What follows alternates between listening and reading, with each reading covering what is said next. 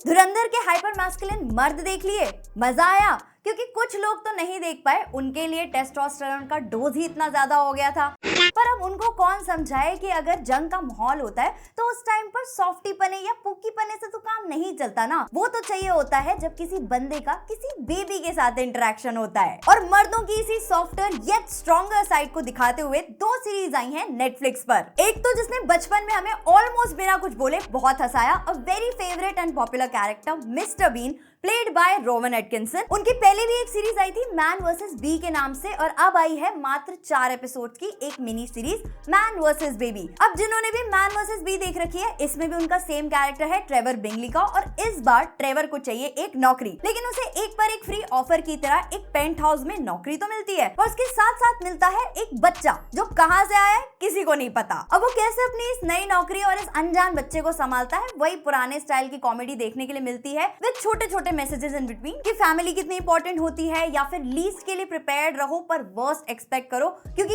ये बंदा है तो कुछ भी हो सकता है। सो एक के बाद एक चीजें होती रहती हैं, कुछ आप गेस कर पाते हो, कुछ नहीं, कुछ चीजें सेंस बनाती हैं, कुछ नहीं, बट एट द एंड ये बंदा जाना ही ऐसी डम चीजें करने के लिए है, तो उसमें बहुत ज्यादा कुछ एक्सपेक्टेशन नहीं थी क्योंकि कुछ जगह पर इन्होंने CGI बच्चा भी यूज किया है। तो ओवरऑल क्रिसमस वाइब्स देने का ट्राई किया है। अगर आप रोवन एटकिंसन या मिस्टर बीन के बहुत बड़े फैन रहे हो, उनके काम से अभी तक बोर नहीं हुए हो क्योंकि वो वही चीजें यूजुअली ऑन रिपीट करते हैं, तो अगर आपको कुछ विंटेज क्रिसमस वाइब्स टाइप देखना है तो आप इसे देखना ऑप्ट कर सकते हो। मेरे लिए ये एक एवरेज वॉच थी क्योंकि मेरे लिए आज भी मिस्टर बीन के एपिसोड्स पीक कॉमेडी है। इसके अलावा दूसरी तरफ जिसने बॉलीवुड में कॉमेडी की लाश में जान फूकी है with last years Madgaon express, Kunal Khemu की 6 एपिसोड्स की सिंगल पापा वेब सीरीज, जिसमें कुणाल खेमू के कैरेक्टर का ताजा डिवोर्स हुआ है और अब उसकी जिद है कि उसको बनना है सिंगल पापा और अकेले एक बच्चा संभालना है। पर उसके और उसकी जिद के बीच में है नेहा धूपिया का कैरेक्टर, जो इसकी लाइफ में राहु केतु बनकर बैठी हुई है, जो इसे किसी भी हालत में एक बच्चा अडॉप्ट नहीं करने देना चाहती। तो अब क्या एक सिंगल बंदे से एक सिंगल डैड बन पाएगा, और एक सिंगल डैड बनने की क्या जर्नी होती है वो ये सीरीज नेविगेट करती है with also touching upon the fact कि सोसाइटी की जो ओवरऑल कंडीशनिंग होती है, क्या स्टीरियोटाइप्स होते हैं कि अगर मेल है तो बच्चा नहीं संभाल सकता, अगर मेल है तो नैनी नहीं बन सकता, या इसके अलावा जो एक फादर सन का रिलेशनशिप होता है वो कितना टिपिकल होता है, उसमें कोई इमोशनल इंटीमेसी नहीं होती, कोई ऐसे हार्ट वार्मिंग मोमेंट्स जल्दी से नहीं देखने के लिए मिलते हैं।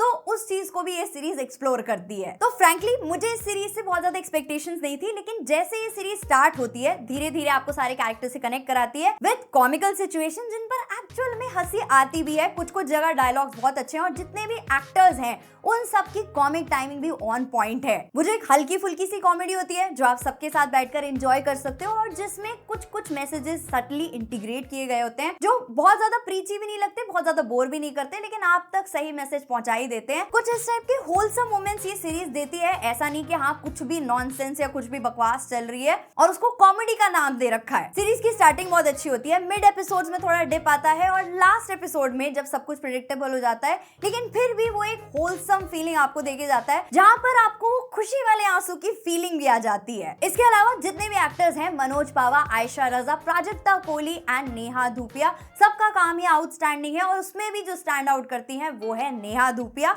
मतलब बहुत टाइम बाद दिखी, लेकिन अपने एकदम फियर्स अवतार में, और वो अपने रोल को पूरा जस्टिफाई भी करती है। बट द सरप्राइज वाज कि CID as nanny was last on my list, और यहाँ पर जो हमारे CID के दया हैं वो हमें एक अलग ही अवतार में देखने के लिए मिलते हैं। तो वो देखना काफी हिलेरियस था, और सबसे ज्यादा जो मुझे पसंद आई वो थी कुणाल खेमू की टाइमिंग, और उनसे भी ऊपर जो था वो क्यूट बच्चा, जिसकी क्यूटनेस को देखने के लिए आप इसके एक के बाद एक एपिसोड देख डालोगे। बस एक चीज जो मुझे इस सीरीज में पसंद नहीं आई कि कुणाल खेमू की फैमिली को वैसे तो हरियाणवी दिखाया गया है, और कहीं कहीं पर वो हरियाणवी एक्सेंट आ भी रहा था, पर वो बहुत ज्यादा फेक लग रहा था और वो मैच भी नहीं कर रहा था, तो उसकी क्या जरूरत थी वो मुझे समझ में नहीं आया। इसके अलावा जो चीज अच्छी है कि दोनों ही सीरीज जो है वो फैमिली फ्रेंडली है, और दोनों ही सीरीज हिंदी में भी अवेलेबल है। तो आपका कंफर्ट वॉच क्या है, आप कौन सी देखनी ऑप्ट करोगे, वो आप मुझे कमेंट करके बता सकते हो। बाकी अगर आप इन दोनों सीरीज में से कोई सी भी सीरीज देख चुके हो, आपको वो कैसी लगी वो आप कमेंट करके बता सकते हो। अगर हमारा ओपिनियन कहीं पर भी मैच होता है